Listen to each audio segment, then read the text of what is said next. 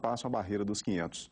Na frente dos clubes mineiros, temos dois gaúchos, o Inter na quinta posição com 231 milhões e o Grêmio em sexto com 214 milhões. O Cruzeiro aparece em sétimo com 139 milhões e o Atlético em 12º, valendo 92 milhões. O que você acha de uma avaliação dessa, hein? Olha, essa avaliação claramente ela é pautada primeiro no tamanho da torcida. Flamengo e Corinthians têm as maiores torcidas no Brasil inteiro, né? Outro dia eu li um artigo interessante e correto, né, de um autor que falava que torcida, na verdade, é quem, de alguma forma, prestigia o clube financeiramente, em termos de marketing esportivo. E está certo, né? Não adianta você morar no Acre e falar que torce para o Flamengo, dificilmente o Flamengo vai jogar no Acre, talvez a camisa oficial não chegue lá para ele comprar um produto licenciado, um produto oficial, ou seja, ele torce para o Flamengo, mas ele não dá nenhuma contribuição comercial, financeira para o Flamengo. Então, Flamengo e Corinthians sempre vão encabeçar essas listas pelo tamanho da torcida. Interessante é o São Paulo chegar, que não é uma torcida tão grande, é uma torcida da capital, né, uma torcida que no estado de São Paulo ela não é tão grande. Fora do Brasil ela não é tão grande quanto a do Corinthians e do Flamengo, mas é um clube que é muito bem estruturado. Talvez o melhor trabalho de marketing esportivo na área do futebol profissional seja o São Paulo. Inter e Grêmio, há muito tempo, e eu acho que isso serve de exemplo para os clubes mineiros, eles têm feito trabalhos coletivos, apesar da grande rivalidade, de marketing esportivo. Por exemplo, o patrocinador dos clubes há tempos é o Banrisul, que é um banco do Rio Grande do Sul, que é o mesmo patrocinador para os dois times, para evitar a rivalidade, são os mesmos valores. Isso eleva, né? Isso, sim, é uma união de marcas, mesmo sendo marcas distintas, mas que eleva a questão. E uma questão importantíssima, são dois clubes que têm a estrutura própria. O Internacional ele tem o melhor programa de relacionamento com o torcedor. Porque eu falo o seguinte, Múcio, patrocínio e investimento é importante porque gera fonte de receita. A camisa do Corinthians, o pessoal brinca até que parece um macacão de Fórmula 1, né, que é referência em marketing esportivo. Eu gosto sempre de citar a Benetton, que é uma grife italiana que se tornou uma marca global porque ela patrocinava uma escuderia, né? Era o nome de uma escuderia que o próprio Michael Schumacher já foi piloto, a Benetton, e ficou famosa por causa disso, porque a Fórmula 1 também tem um circuito muito bem estruturado de marketing esportivo. O patrocínio é importante para gerar receita, mas não é só isso. Porque tem que pensar o que o patrocinador quer com aquilo. É se tornar conhecido? Ele vai ter visibilidade, ponto. Agora, ele vai se envolver a ponto de ganhar novos clientes através desse investimento? É outra história. Então, às vezes, a marca aparece ali, mas isso não gera nenhuma convergência de novos clientes e tudo mais.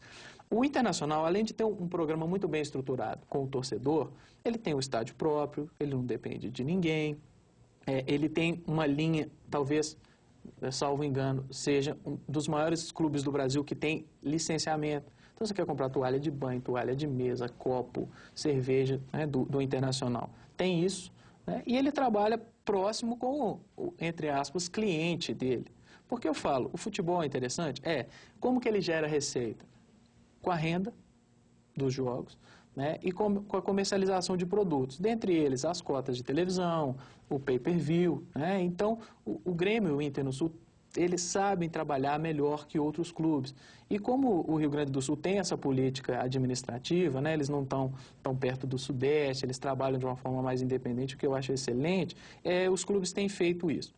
Em Minas Gerais, a gente vê um trabalho muito bem estruturado do Cruzeiro há muito tempo. Antes de você falar dos clubes mineiros, eu queria ressaltar isso que você disse. Há muitas décadas, o Inter e o Grêmio têm os seus próprios estádios, a sua própria estrutura. Você acha que o Mineirão, num certo sentido, foi até ruim para os grandes aqui da capital? Do meu ponto de vista, sim. Tipo assim, eles se acomodaram um pouco porque tinha um grande estádio estadual e tal. É um excelente estádio, né? Mas se a gente for pensar do ponto de vista do futebol hoje, eu fiquei acompanhando o ano passado. Aí o Atlético teve uma das melhores médias de público no campeonato. Em um jogo que o Atlético levou 60 mil torcedores, ele teve uma renda inferior a um jogo que o Palmeiras levou 20. Num estádio desconfortável, igual é o estádio do Parque Antártica, um estádio inseguro, né, um estádio difícil. Então, assim, tem todo o glamour do Mineirão, mas sediar, não falo só futebol, qualquer evento no Mineirão é muito caro.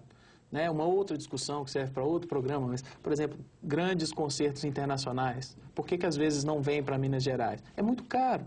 A estrutura que a gente tem aqui, se tiver que fazer um show de mega amplitude no Mineirão, né, a estrutura para viabilizar aquilo é muito caro, assim como é para o futebol. Então, numa renda, né, você coloca a capacidade máxima, que hoje beira em torno de 70 mil torcedores. A renda que vai diretamente para o clube, líquido, não é tanto. Né? Então, já começa a trabalhar dessa forma. A outra coisa que eu aponto, assim, e o exemplo... Mas eu te cortei, mas você estava dizendo que o Cruzeiro já está bem estruturado. Já está bem estruturado, mas ainda falta um passo, porque, vamos entender, quem que é o consumidor de futebol? O futebol é um esporte extremamente popular, né? Eu acho que é a única hora que há uma união de classes ali. A gente consegue atingir da classe D à classe A. Uhum. E isso é interessante. Eu gosto de ir ao estádio para isso, né? Para ver essa heterogeneidade lá dentro, presente. Ótimo. Aí você vai pegar quanto custa uma camisa oficial de um clube? 120, 130 reais. 150. 150. Foge ao padrão, ao passo que o ingresso ainda continua relativamente barato. Claro que para um salário mínimo de em torno de 500 reais, um ingresso de 20 reais, não é, mas é o mínimo que dá para cobrar para poder viabilizar aquela estrutura. E aí eu falo, né, o produto futebol é bom? Olha, sinceramente, eu não tenho filhos ainda, mas eu tenho um afilhado que está com 5 anos, já está na hora de levar para o estádio e tudo mais. E eu fico pensando, como é difícil levar uma criança, levar uma família, levar a esposa, né, levar mulheres para o estádio hoje, porque tudo gira em torno da violência. Né? Eu falo que o programa estádio de futebol, igual eu conheci, igual muitas pessoas conheceram, ele vai mudando. O radialista Emanuel Carneiro sempre fala isso, né, nas intervenções dele. Ele fala, estão acabando com o futebol. Não, ele fala que o futebol no Brasil, né, e aqui em Minas, é o único que trata o consumidor muito mal. Muito mal. Como se fosse para ele... Parece que todos os segmentos tratam bem, querem que o consumidor apareça. E o futebol parece que não faz o contrário disso. É verdade isso, então. É verdade. Você vai lá, aí você vai parar seu carro, você paga o estacionamento, depois você fica preso. Você tem que esperar todo mundo ir embora para ir embora. A velha cervejinha do domingo à tarde, um calor igual estava ontem, escaldante, né? Não pode mais porque isso... por causa de uma minoria, né, que incitava a violência, aí não pode tomar a cervejinha lá dentro. Fico imaginando para os concessionários de bar. E com isso, o que acontece? O pessoal vai beber longe do estádio, fica lá do lado de fora, quem tem ido ao estádio tem visto isso. Meia hora antes, 15 minutos antes do jogo, aquela confusão para entrar, o serviço vai piorando de novo, né? Acaba com a atratividade. E, Bruno, o Atlético, por que ele está nessa 12ª posição e o que ele ainda está tão atrás do Cruzeiro, assim, em termos de marketing esportivo? O Cruzeiro, eu falo que o investimento em marketing esportivo vai de acordo com as conquistas que o time vai conquistando. Né? Desculpa a redundância, mas é exatamente isso. Né? Então, o Cruzeiro, desde que ganhou a primeira Supercopa, ele vem numa ascendente.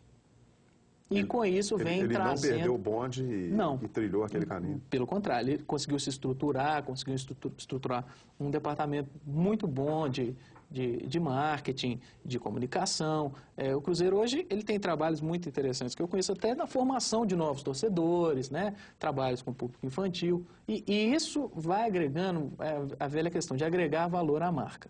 Né? Consegue negociar grandes contratos, é um time formador de jogadores, é um excelente vendedor de jogadores e tudo mais. Então, nesse ponto, ele gera mais receita.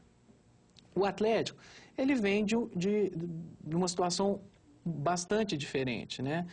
Crise atrás de crise, há muito tempo não ganha o título de expressão, apesar de ter uma torcida extremamente fanática, extremamente presente, né? Isso pode funcionar como a gente estava discutindo, pode ser ótimo para uma marca, se ela soubesse envolver, mas pode ser ruim. Na fase que o time está, né, é arriscado para determinada marca patrocinar o time e falar assim, a marca deu azar. Uhum.